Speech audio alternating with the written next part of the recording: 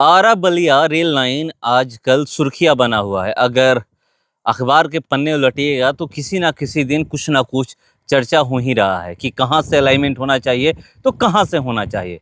कुछ लोग रघुनाथपुर की चर्चा कर रहे हैं, मगर जो सर्वे किया गया है वो जगजीवन हाट से सर्वे किया गया है। और मैं एक ऐसे जगह पे हूँ जिस एरिया की चर्चा की जा रही है कि ये स्टेशन हो सकता है। मैं आपको बता दूं कि देखिए, आगे जो धमौल गांव की बात किया जा रहा है, इधर मैं आपको एक बार दिखा रहा हूं। ये धमौल गांव की जो यही पास में धमौल गांव है और उमरावगंज यहीं पे है। बगल में आप जाइएगा तो ये जो आप देख रहे हैं उमरावगंज, यही बीचों बीच रेल लाइन ले जाने की बातें हो रही है। और इसको लेकर के लेटर भी लिखा जा रहा है तमाम लोगों द्वारा। अभी जो विधायक हैं राकेश ओझा, शाहपुर विधानसभा के विधायक हैं राकेश ओझा, वो भी लेटर लिखे हैं। क्या लिखे हैं ये मैं पहले आपको पढ़ के बता दे रहा हूँ। लिखे हैं कि सेवा में माननीय रेल मंत्री महोदय, भारत सरकार, नई दिल्ली। विषय आरा बलिया रेल परियोजना के मूल प्रस्तावानुसार जगजीवन हाट से शीघ्र निर्माण किए जाने के संबंध में महाशय सविनय निवेदन है कि भोजपुर जिले का आरा शहर वर्तमान में मुख्यालय होने के साथ संपूर्ण भोजपुरी क्षेत्र का प्रमुख शैक्षणिक, व्यावसायिक, चिकित्सीय एवं प्रशासनिक केंद्र है। भौगोलिक रूप से राजधानी पटना के निकट स्थित होने के कारण इसकी जनसंख्या में यातायात के दबाव में लगातार बढ़ोतरी दर्ज की जा रही है। वित्तीय वर्ष 2024-25 में आरा जंक्शन की आय 120 करोड़ रुपए से अधिक रही है, जो पूर्व मध्य रेलवे के प्रमुख स्टेशनों में इसकी महत्ता को दर्शाती है। मैं आपका ध्यान क्षेत्र के सबसे महत्वपूर्ण मांग आरा बलिया प्रस्तावित रेल परियोजना पर आकृष्ट करना चाहूँगा, जो वर्ष 1960 के दशक से इसके निर्माण की निरंतर मांग होते रहने के बाद इसकी औपचारिक घोषणा वर्ष 2009-10 के रेल बजट में की गई। हाल के वर्षों में रेलवे द्वारा इस परियोजना हेतु ट्रैफिक सर्वे एवं फाइनल लोकेशन सर्वे के साथ डीपीआर भी तैयार की जा चुकी है। वर्तमान समय में बक्सर जिले के स्थानीय जनप्रतिनिधियों द्वारा प्रस्तावित आरा बलिया रेल लाइन को बक्सर जिले के रघुनाथपुर स्टेशन से जोड़ने की चर्चा की जा रही है। ऐसे में इस परियोजना की दिशा बदलना भौगोलिक रूप से भी अव्यवहारिक है, क्योंकि रघुनाथपुर के नज़दीक गंगा तट के किनारे विस्तृत भागड़ क्षेत्र होने के कारण लगभग 15 से 20 किलोमीटर लंबा अतिरिक्त पुल बनाना पड़ेगा, जिससे इस परियोजना की लागत एवं जटिलता और अत्यधिक बढ़ जाएगी। यह भी उल्लेखनीय है कि वर्तमान में प्रस्तावित आरा बलिया रेल लाइन में आने वाले स्टेशनों की जो सूची तैयार की गई है वह बक्सर जिले के नैनीजोर से होकर भी गुजरती है, जहां रेलवे के द्वारा पहले से स्टेशन प्रस्तावित है, जिससे रघुनाथपुर और ब्रह्मपुर मंदिर क्षेत्र की दूरी घटकर मात्र 7 से 8 किलोमीटर रह जाएगी। रेलवे के द्वारा प्रस्तावित आरा बलिया रेल लाइन के जगजीवन हाट से जुड़ने का एक अत्यंत महत्वपूर्ण रणनीतिक लाभ यह भी है कि डीडीयू पटना मुख्य लाइन को बिना बाधित किए यूपी के गोरखपुर भटनी बलिया रेल मार्ग से आने वाली मालगाड़ी और यात्री ट्रेनों का परिचालन आरा सासाराम लाइन पर स्थित नवनिर्मित रेल बाईपास से होते हुए ग्रैंड कार्ड के रास्ते झारखंड, उड़ीसा, छत्तीसगढ़ तथा दक्षिण भारत तक संचालित किया जा सकेगा।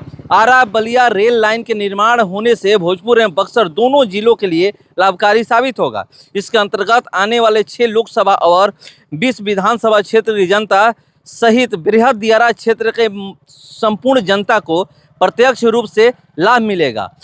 ऐसे में प्रस्तावित आरा बलिया रेल मार्ग के अलाइनमेंट में परिवर्तन करने से इस क्षेत्र की जनता में जनाक्रोश की भावना उत्पन्न होगी। अतः क्षेत्रीय संतुलन व्यापक जनहित की दृष्टि से आरा बलिया रेल परियोजना को मूल प्रस्ताव के अनुसार आरा से ही शीघ्र स्वीकृत एवं क्रियान्वित किया जाना अत्यंत आवश्यक है। महोदय राकेश रंजन, सदस्य बिहार विधानसभा, क्षेत्र संख्या 198, शाहपुर, भोजपुर।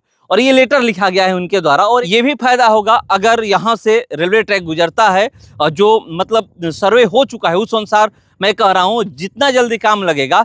अगर यहाँ से ट्रैक गुजरता है तो एक तो पहले सर्वे नहीं करना है, 78 करोड़ रुपया लगाकर सर्वे किया जा चुका है। और दूसरी, एक ही जिला को यहाँ पर इससे फायदा नहीं होने वाला। ये खुद लिखे हैं जो शाहपुर विधानसभा के विधायक हैं राकेश ओझा। सिर्फ एक ही जिला को नहीं, इसके सटे हुए बक्सर जिला, उसके बाद वहाँ से गंगा नदी पार होते हुए, जहाँ पर गंगा नदी पे पुल बनना है, उसके बाद वहाँ से पार होते हुए नैनीजोर से आगे आप बलिया जा सकते हैं। तो इससे ये फायदा होने वाला है।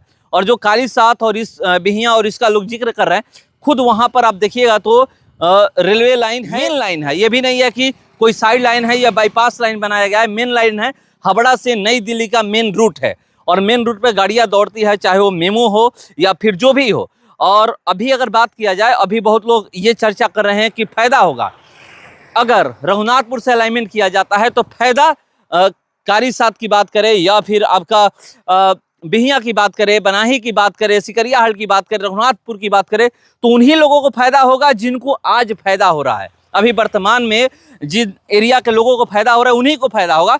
मगर ये जो है, अगर इससे रेल लाइन गुजरती है या फिर यहाँ से रेलवे ट्रैक बनता है, आगे ले जाया जाता है, तो ये समझिए जो प्रस्तावित है, जो सर्वे किया जा चुका है, जितना जल्दी काम होगा उतना जल्दी इस क्षेत्र का विकास होगा। पर एक रोजगार के अवसर मिलेंगे और यहाँ से लोग जोड़ने के लिए, यहाँ पर जो अभी इस जो रिपोर्ट में, जो लेटर में रेल मंत्री को लिखे हैं, उसमें साफ साफ दर्शाया जा रहा है, वो खुद दर्शा रहे हैं कि गंगा नदी किनारे 15 से 20 किलोमीटर आप जाइएगा तो वहाँ पे भागड़ है और एक तरफ भागड़ है, उधर कुछ नहीं होता। ये पूरा, तो उसके अलावा यहाँ पर अब देखिए कितना अच्छा, मतलब यहाँ पर कुछ भी नया नहीं करना है। जो सर्वे किया गया है, एक गंगा नदी पे पुल बनाना है, एलिवेटेड जो ब्रिज होगा वो बनाना है, उसके बाद आप यहाँ से गुजर सकता है। तो ये जो मांग किया गया है विधायक राकेश ओझा द्वारा, ये पूरा दर्शाया गया है कि क्यों जरूरी है और जो ये जो सर्वे किया गया है और जो 78 करोड़ रुपए लगा करके इससे क्या क्या फायदा होना है, कितने